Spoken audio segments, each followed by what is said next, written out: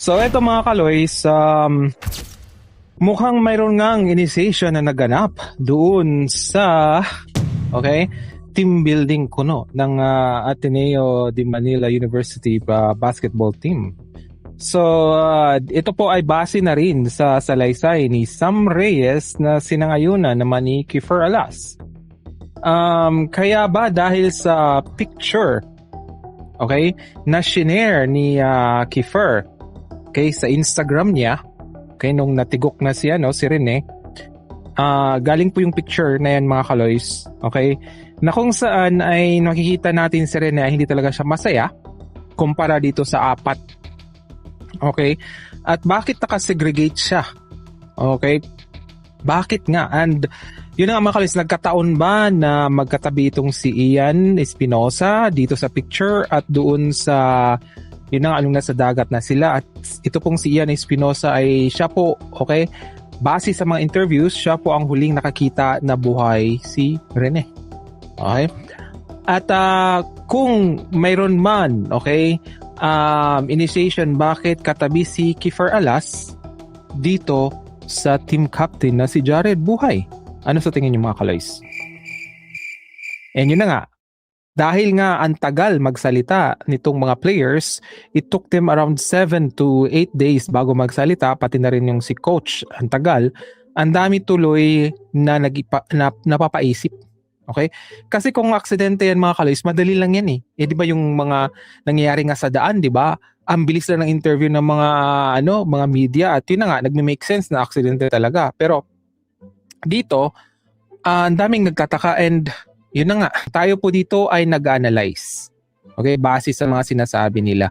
Kasi nga, nakikita natin na itong si John Vic Rimulya ng DILG na parang gumagawa sila ng theory na para hindi na tatanungin ang mga players. Just like what he did dun sa kay Cabral case, diba? Na kung saan parang ayaw niya nang imbestigahan further ang driver na kung saan siya ang huling kasama ni Cabral. And this time, itong mga huling kasama niya, bakit hindi nila iimbestigahan ng mabuti? Pero yun na nga, tayo nga, di ba, na yung sa interview lang tayo nag-analyze ay nasa-sense na natin na hindi talaga nagtutugma. Ang story ni Ian, versus story ni Sam doon sa interview. Di ba? Tapos yun na nga, sabi ni Jared Buhay, itong team captain, na nakita doon niya si Kiefer na iyak-iyak daw. How come doon sa interview ang naiyak lang ay itong si Sam, 'di ba? Naiyak siya dahil feeling niya na may guilt siya na hindi niya tinulungan si Rene. Ano bang nangyari? 'Di ba? Sinabi nung unang part ng interview, after the third wave hindi nila nakita si Rene. Di ba nasa gitna ni Kiefer at saka ni Sam si Rene. So how come third wave, ang layo na ni Rene? Ano ba yan? Selective ba yung wave na si Rene lang ang natin nilayo? Diba? Kung gagamitan natin ng physics mga kaloys, hindi po mag-make sense. Kahit sino mga doktor sa physics, diba? Yung wave kasi, inaaral din yan eh. Yung random movement ng wave, gaano ba kalaki ang probability na ma-separate ka agad si Rene? The probability is very low. Pero eto na nga, bakit nagigilty itong si Sam? At siya pang nagbigay ng clue. Na sinang-ayunan ni Kiefer. At isa pa dyan mga kaloys, nagsalita na rin itong si Benji Paras. Diba sabi niya, ang katulad daw ni Rene ay gustong-gusto ng mga coaches. Kaya nga yung haka-haka or yung mga sinasabi ng netizens na hindi kaya ay naiinggit. Itong mga players kay Rene Baterbonia, tumataas ngayon ang probability dahil nga sa sinabi ni Benji Paras. At isa pa mga kaloys, itong ER doctor, emergency room doctor, ay humihingi ng hustisya para kay Rene at Divine. Doktor po siya. Tapos yun na nga, ay nagsalita siya tungkol dun sa parang isinisi ni Sam at ni Kiefer yung first responder, di ba? Kasi nagsalungat yung interview ng first responder at itong si Sam at saka si Kiefer nagkasalungat eh. Di ba?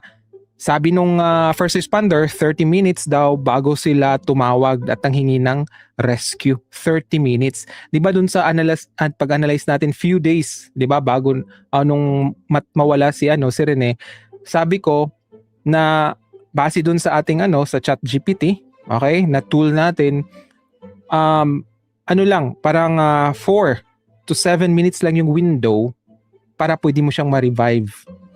Pero kung tumawag sila after 30 minutes, the probability is close to 0, okay, na hindi talaga mabubuhay yung tao. Kaya nga yung ER na doktor ay nagsalita na kasi di niya kinaya kasi expert sila dyan eh. 'Di ba? So bakit parang isinisisi nitong team ang first responders? 'Di ba? Para nga magmukha silang biktima.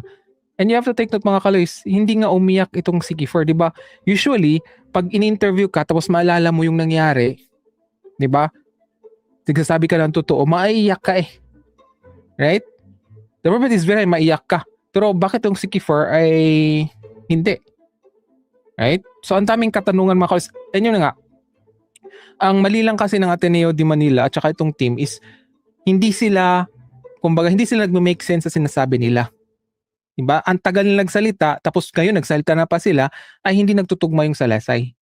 Kasi ang gusto na palabasin na aksidente yon, biktima din sila.